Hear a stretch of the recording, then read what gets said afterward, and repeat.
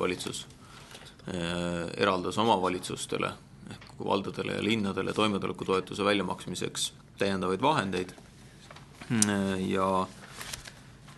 Ja siin tuleb õnneks tõdeda, et tööturu muudatused on avaldanud mõju ka toimetulekutoetuse taotlemisele ja kui võrrelda nüüd eelmise aasta augustit ja selle aasta augustit, siis toimetulekutoetuste taotlejate arv on 5,1, kui täpne oleks, 5% võrra langenud.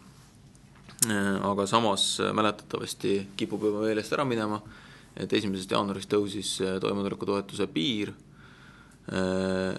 1200 kroonile ehk siis täpsemalt 76,70 euroni. Ja see on tähendanud seda, et selle ühe väljamakse suurus on nüüd suurenenud.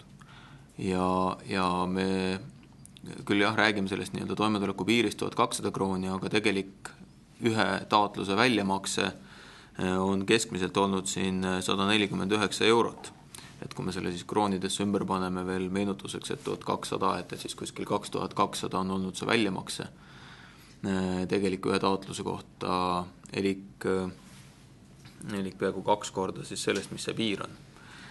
Ja kui vaadata nüüd seda langust veel selle aasta kevadega võrreldes, siis kindlasti siin on mõju sellele, et talvel ja kevadtalvel olid küttekulud oluliseks kuluallikaks inimestele, siis tegelikult kevadega võrreldes on peaaegu 50% taotluste arv vähenenud. Et kui siin märtsikuus maksti toetust 16 213 perele, siis augustiks on see kukkunud 11 791 pereni.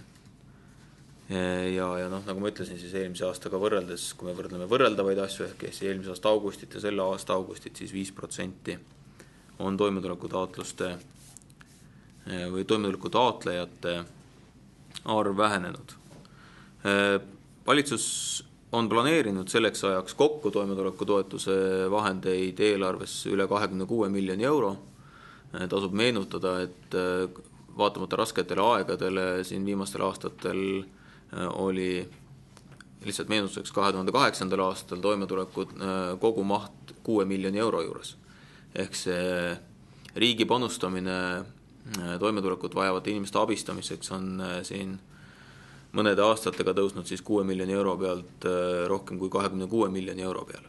Et see kasv on päris märkimisväärne ja me jätsime veel vajadusel siis ka reservi peaaegu 3 miljonit eurot, et kui nüüd aasta lõpus omavalitsustel on vaja täiendavalt toimetulekutoetuse vahendeid küsida valitsuselt, siis selle jaoks on vahendid olemas ja kõik inimesed, kes toimetulekutoetust vajavad, seda kindlasti ka saavad.